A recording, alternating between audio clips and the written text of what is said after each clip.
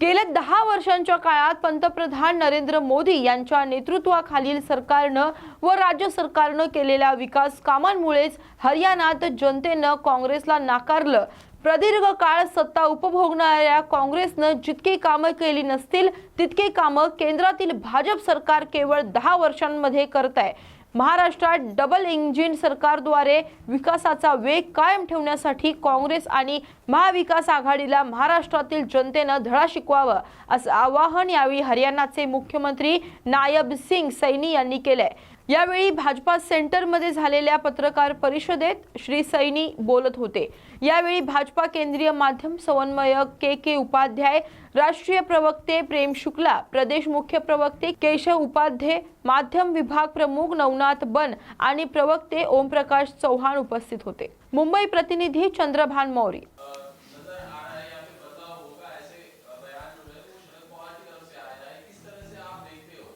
नहीं, देखिए, शरद पवार जी वरिष्ठ नेता हैं, ये इंडी गठबंधन के साथी हैं।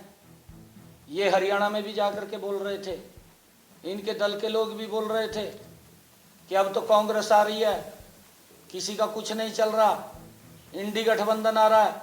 ये प्रचार करते थे इनकी पार्टी के लोग जाकर के, क्योंकि अगर कोई बात बोलता है नेता जाकर के इनका, तो पार्टी ही बोलती है। जैसे अभी यहाँ कांग्रेस के प्रदेश अध्यक्ष ने क्या नाप शनाप बोला है, ये कांग्रेस पार्टी बोल रही है। कांग्रेस पार्टी बौखला चुकी है, इंडी गठबंधन के लोग बौखला चुके हैं। ये वहां भी जाकर के बोल रहे थे, और यहाँ के भी महाराष्ट्र के जागरूक लोग हैं, इनको सबक सिखाने का काम करेंगे, क्योंकि इनके समय के अंदर जितना भ्रष्टाचार होता था, ये इंडी गठबंधन का एक भी नेता ऐसा नहीं है जिसके ऊपर भ्रष्टाचार को लेकर के एफआईआर दर्ज ना हो। हर व्यक्ति का चेहरा खराब है इंडी गठबंधन के, और भारतीय जनता पार्टी एनडीए की सरकार दूसरी बार महाराष्ट्र के अंदर बड़े मैंडेट के साथ आ रही है। हरियाणा के अंदर भूपेंद्र सिंह हुड्डा और कुमारी शैलजा की आपसी लड़ाई और उनके अलग-अलग बयान इस तरह से नाना पटोले दे रहे, उसका आपको हरियाणा में बेनिफिट हुआ? नहीं, देखिए, इस बात का कोई फर्क नहीं पड़ता। उसकी लड़ाई तो कांग्रेस की यहाँ भी है, कांग्रेस की तो पूरे देश के अंदर लड़ाई है।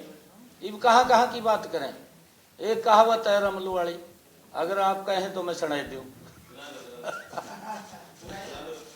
एक चक्की रहने वाला था, और ताई के घर चला गया, ताई लुकड़ने लगा, ताई कहा मैं तेरी चक्की रह दूँ, उन्हें पता तो था नहीं, और ताई आई, कहा रमलू ने कहा मेरी चक्की रह दे, कहा रह दूंगा ताई, और चली गई पानी लेन ताई, और पानी लेने गई तो रमलू और चक्की जब रहने लगा तो उस पावा तो थी नहीं, उनने जो थोड़ी की चोट मारी उसके 2 पार्ट टूट गए, और जब 2 पार्ट टूट गए उसके, तो उसने रमलू ने सोचा ला भी ताई आवेगी और मेरे तो दिक्कत पैदा करेगी, मेरे को गलत बोलेगी। तो उठ का जब वो वहां से बात जाने लगा, और सिर के ऊपर उसने मक्खन की अंडी थी काई भी, और सिर उसका लगा जाएगा, और भी टूट कर तड़ा गिर गई। इतने में ताई आएगी आगा, ताई लगी कहने रमलू कहा जाएगा कि जय रहा कहता है, और उसके जाएगा एकदम टच कर गया, उसके सिर पे गड़ा रखा था, वो गड़ा भी फूट गया, और रमलू बाजदा कह रहा, कहा ताई जल्दी रहो, और कहा आगे तो देखती रहो क्या क्या हो गया। सारा कुछ इसका इंडी गठबंधन का खत्म हो गया, और ये आजकल इस प्रकार की बातें कर रहे हैं। कोई इनको घास डालने वाला नहीं है, महाराष्ट्र में भी डालने वाला नहीं है। ये तो रमलू वाली कहानी है इनकी बनी हुई, सारे भ्रष्टाचार में फंसे हुए हैं, और ये तो ताई जंदी रहागी और रोंदी रहागी, रमलू तन्ने ये क्या कर दिया, रमलू क्या कर दिया। ये हालात कांग्रेस की इंडी गठबंधन की है। बहुत बढ़िया।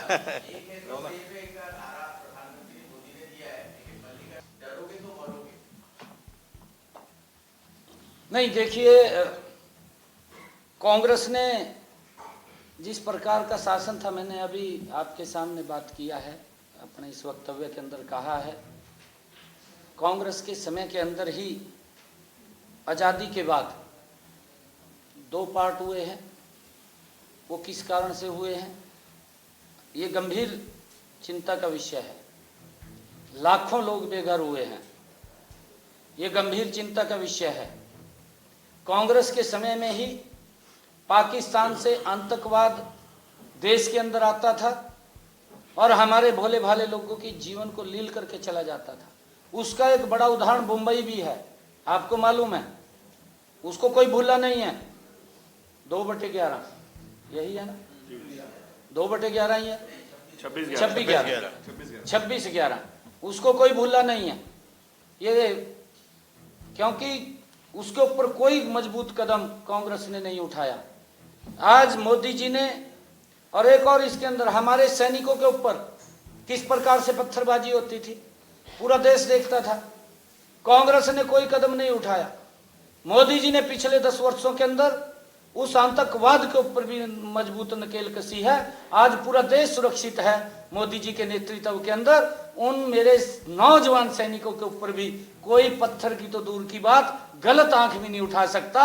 ये अगर उदाहरण पेश किया है, ये नरेंद्र मोदी जी ने पेश किया है। आज मेरा भारत सुरक्षित बना है, परंतु कांग्रेस फिर चाहती है कि यहाँ पर फिर वही आतंकवाद का शासन, वही भय का यहाँ शासन हो और मेरे सैनिकों के ऊपर दोबारा फिर पत्थरबाजी शुरू हो। ये कांग्रेस चाहती है, परंतु जब तक नरेंद्र मोदी जी बैठे हैं, कोई भी व्यक्ति, कोई भी आतंकवादी भारत की तरफ आंख उठा करके भी नहीं देख सकता। एक सुरक्षित भारत देने का काम नरेंद्र मोदी की सरकार ने किया है। और मैं आपको बताना चाहता हूं, देश ने कांग्रेस की जलेबी बना दी,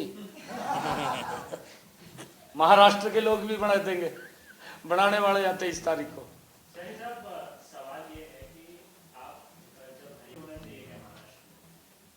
नहीं, देखिए, ये हमारा पार्लियामेंट्री बोर्ड तय करता है। और मैं आपको बताना चाहता हूँ, क्योंकि हर व्यक्ति को अधिकार है, काम करते हैं। मैंने शायद, मेरी आपने कोई स्टेटमेंट भी सुनी होगी, जब भी कोई बातें आई हैं तो पत्रकारों ने मेरे को पूछा है, तो मैंने कहा कि हमारे पार्लियामेंट्री बोर्ड का अधिकार है। पार्लियामेंट्री बोर्ड हमारा निर्णय लेता है कौन मुख्यमंत्री बनेगा, कौन उप मुख्यमंत्री बनेगा और कौन मंत्री बनेगा। ये पार्लियामेंट्री बोर्ड का विषय, मेरा विषय नहीं। मेरा विषय है कि मैं एक पार्टी का छोटा कार्यकर्ता हूँ। आपने कहा है कि आप बड़े नेता हैं, मैं बड़ा नेता नहीं हूँ, मैं एक बहुत साधारण छोटा सा कार्यकर्ता हूँ। और ये भारतीय जनता पार्टी है कि एक गरीब परिवार के, पिछड़े परिवार के बच्चे को मुख्यमंत्री बना देती है। ये भारतीय जनता पार्टी, नरेंद्र मोदी की ही सोच है। और कांग्रेस ने तो, मैं आपको बताना चाहता हूँ, ओबीसी समाज का जितना शोषण किया है वो कम है। कहते हुए भी कांग्रेस का नाम लेते ओबीसी समाज को कि कांग्रेस का कोई प्रत्याशी आ रहा, शर्म आती है, क्योंकि उन्होंने ओबीसी को वोट बैंक के रूप में इस्तेमाल किया है, कभी अधिकार नहीं दिए ओबीसी को। अगर ओबीसी को अधिकार दिए हैं तो नरेंद्र मोदी जी ने दिए हैं। ओबीसी आयोग बनाया, ओबीसी को संवैधानिक शक्तियां दी। पहली बार आजादी के बाद ओबीसी को आज उनके बच्चे सैनिक स्कूल, नवोदय विद्यालय, केंद्रीय विद्यालय, एमबीबीएस की सीटों में और एमबीबीएस एमडी की सीटों के अंदर अगर उसमें एडमिशन मिलने का अधिकार मिला है तो नरेंद्र मोदी जी के कारण ओबीसी समाज को मिला है। ओबीसी समाज को इतना मजबूत और सशक्त अगर किसी ने किया है तो नरेंद्र मोदी जी ने किया है। आप काका कालेलकर की रिपोर्ट से लेकर के मंडल कमीशन की रिपोर्ट, कोई भी आप देख लीजिए, कितने लंबे समय से ओबीसी समाज इस बात को लेकर के संघर्षरत था कि हमें अधिकार मिलने चाहिए। कांग्रेस ने उसका हर समय विरोध किया। काका कालेलकर की रिपोर्ट को उन्होंने डस्टबिन में डाल दिया।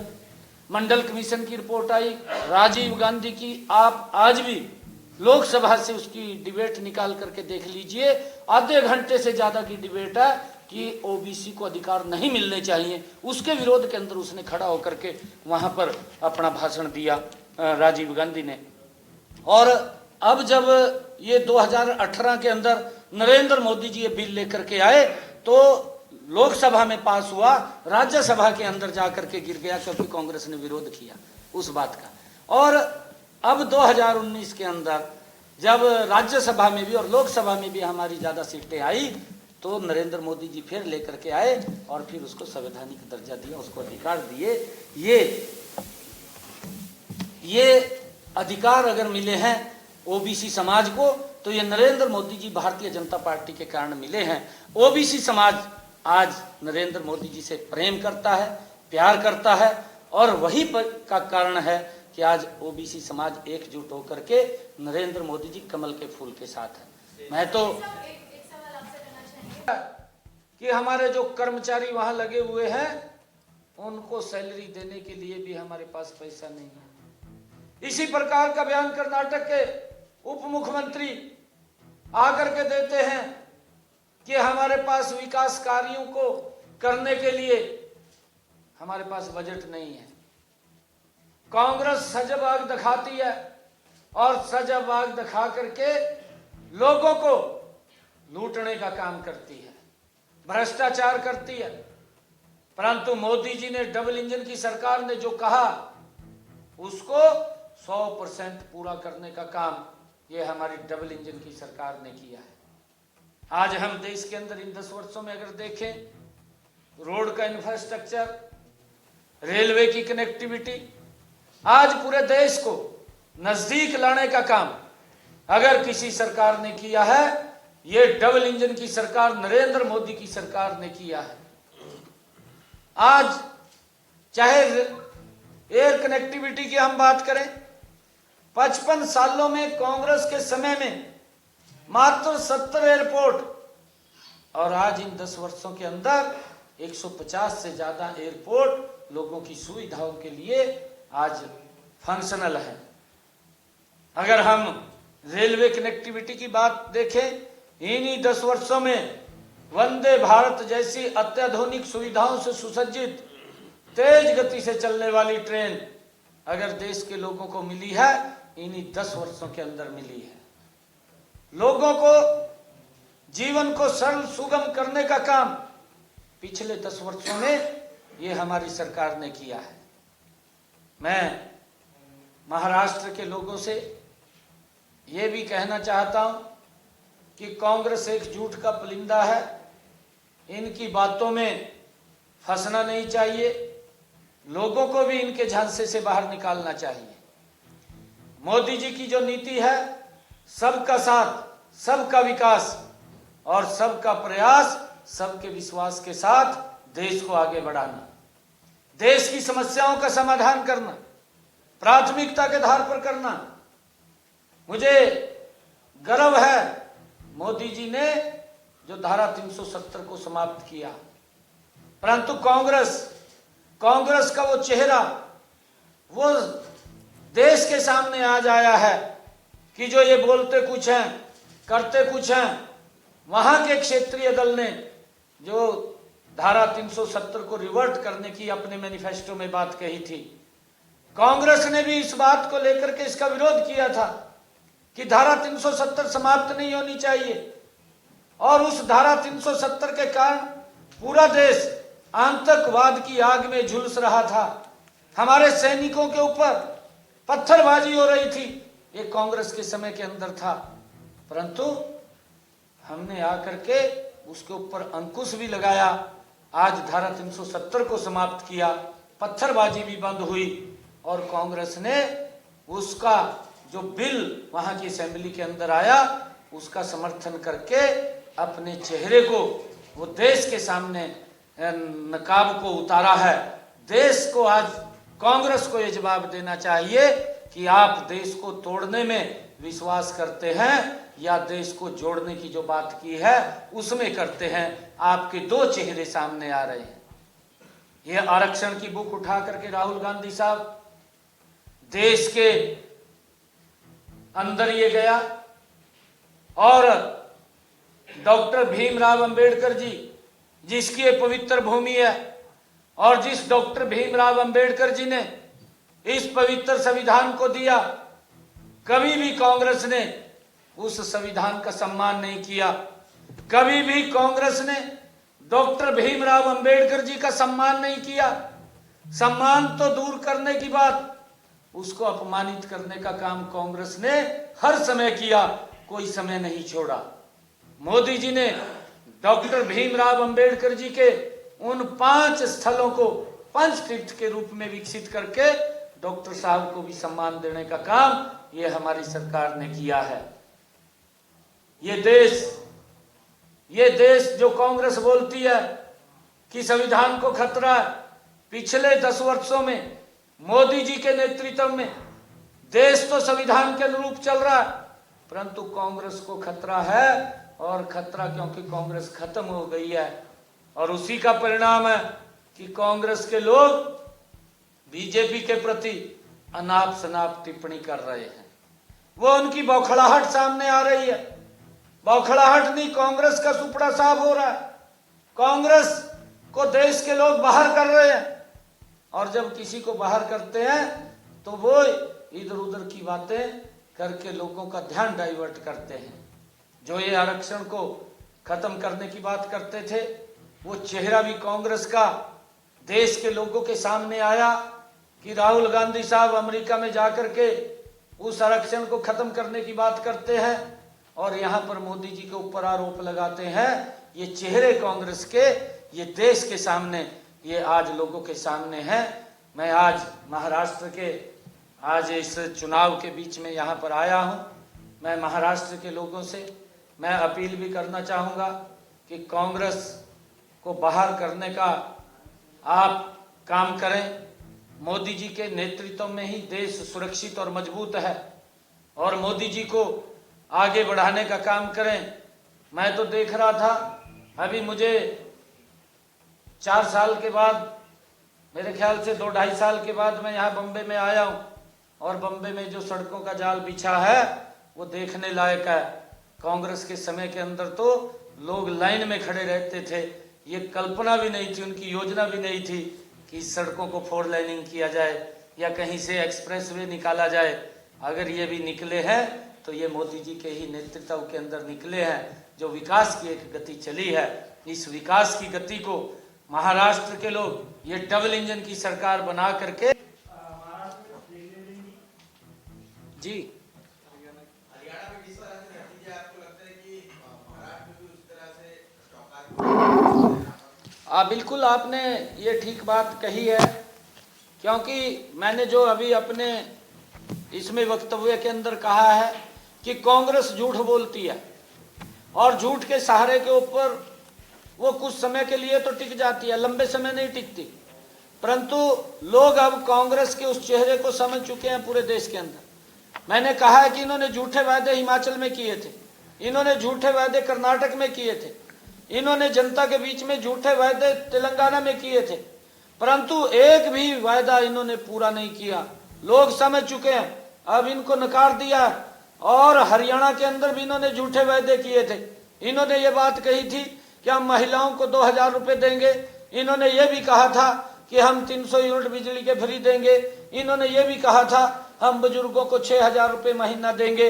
परंतु उन सब बातों को, इनके झूठ को कांग्रेस के वहां के लोगों ने नकार दिया है। और जब वहां के लोगों ने नकारा, नरेंद्र मोदी जी की नीतियों पर विश्वास किया, डबल इंजन सरकार की नीतियों पर विश्वास किया, और तीसरी बार भारतीय जनता पार्टी की सरकार बनी।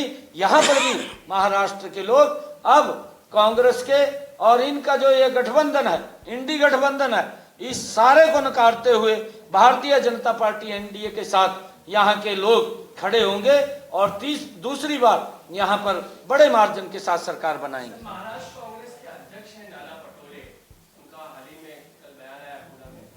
इस तरह के बयान अगर कांग्रेस की तरफ से आते हैं, अध्यक्ष की तरफ से आते हैं, बीजेपी का क्या कहना है? देखिए, को लेकर नाना पटोले जी ने कहा है कि बीजेपी को अभी कुत्ता बनाने का टाइम आ गया है, तो किस तरह से देखते हैं इस पक्ष को? देखिए, ये उनकी अपनी सोच है। कांग्रेस जिस उनकी सोच और मेंटलिटी है, उस आधार के ऊपर वो बोलती है। उन्होंने कोई कसर नहीं छोड़ी।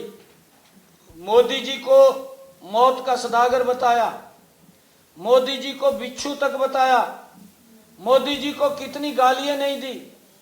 और जब जब भी कांग्रेस पार्टी इस प्रकार की बातें करती है, इस प्रकार की अभद्र भाषा बोलती है, तो उस टाइम कांग्रेस हताश और निराश हो जाती है।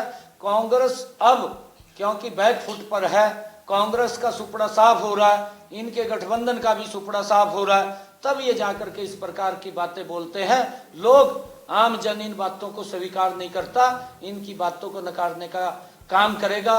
और यहाँ पर एनडीए नरेंद्र मोदी जी के नेतृत्व में दूसरी बार बड़ी मजबूती से सरकार बनाने जा रहा है। और ये बौखला चुके हैं, बौखला करके अनाप शनाप बातें कर रहे हैं, परंतु इनके पास कांग्रेस पे बताने के लिए कुछ नहीं है कि हमने ये काम किया, वो बताएं। ये काम अगर किसी ने किए हैं, देश में मजबूती से आगे बढ़ाने का काम किया, तो ये नरेंद्र मोदी जी की सरकार ने किया।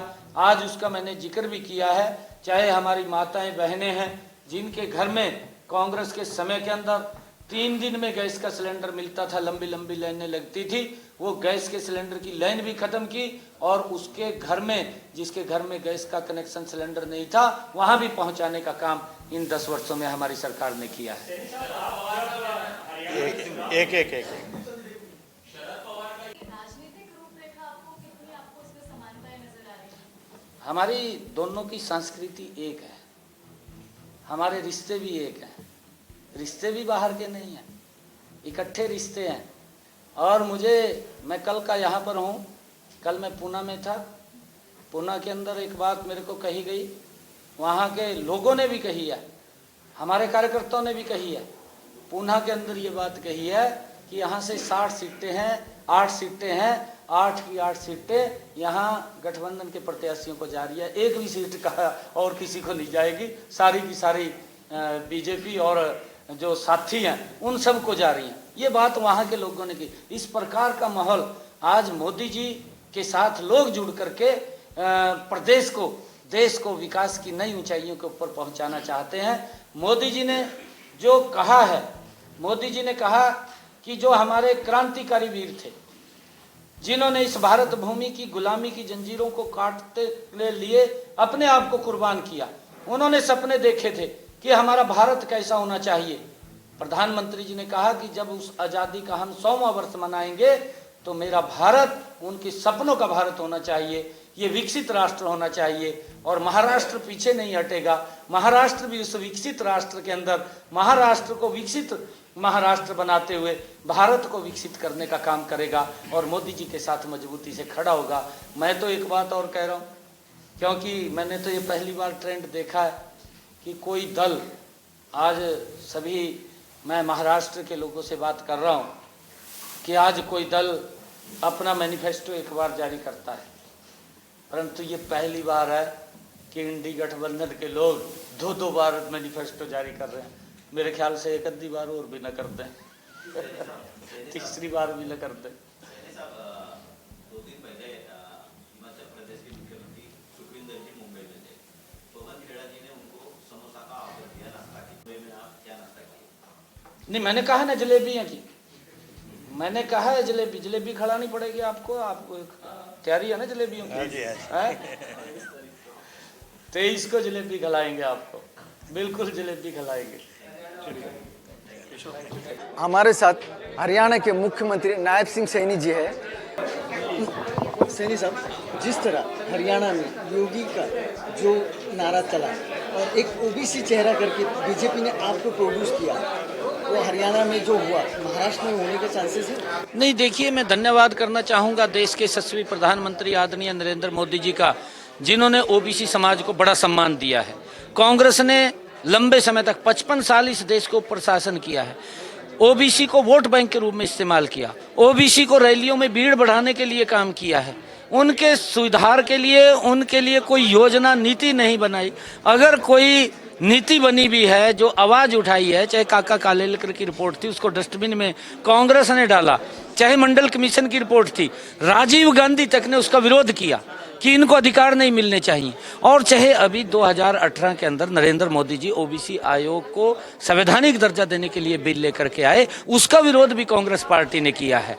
और नरेंद्र मोदी जी ने जब 2019 के अंदर दोबारा वो बिल गिरा 2018 में कांग्रेस के विरोध के कारण, 2019 के अंदर जाकर के पास हुआ, जब राज्यसभा में भी हमारे पूरे सदस्य हो गए थे, तो ओबीसी को अधिकार देने का काम नरेंद्र मोदी जी ने किया है। आज ओबीसी आयोग बना है, ओबीसी को संवैधानिक दर्जा मिला है, ओबीसी के बच्चों को आज केंद्रीय विद्यालय, नवोदय विद्यालय, सैनिक स्कूल और MBBS नीट की परीक्षा में भी 27% का आरक्षण अगर दिया है तो नरेंद्र मोदी जी ने दिया है। हम नरेंद्र मोदी जी का धन्यवाद करते हैं और OBC समाज पूर्ण रूप से नरेंद्र मोदी जी के साथ है, NDA के साथ है। जहां पर भी हमारे NDA के साथी हैं उनको जिताने का काम हमारा OBC समाज करेगा।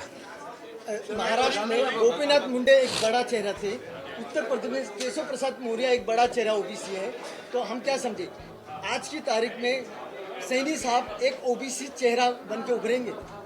देखिए, ये OBC चेहरे की बात नहीं है, ये पार्टी की नीतियों का सवाल है।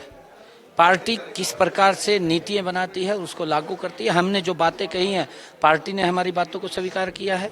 अब यहाँ के जो प्रदेश के अध्यक्ष हैं गाली तो दे रहे हैं, यहाँ के प्रदेश अध्यक्ष पटोले साहब वो गाली तो देने का काम कर रहे हैं, परंतु गाली देने की बजाय मैं उसको ये सलाह देना चाहूँगा कि वो खड़े होकर के मंच के ऊपर ये बताए कि हमारी सरकार ने OBC के लिए ये काम किए हैं। वो बताए तो कम से कम कुछ तो बताए। वो बताने के लिए नहीं है, गाली देने के लिए है। गाली देते रहो, जैसी उनकी संस्कृति है, जैसे उनके संस्कार हैं वो उनको ही वारे जाएं, हमें उससे कोई मतलब नहीं है।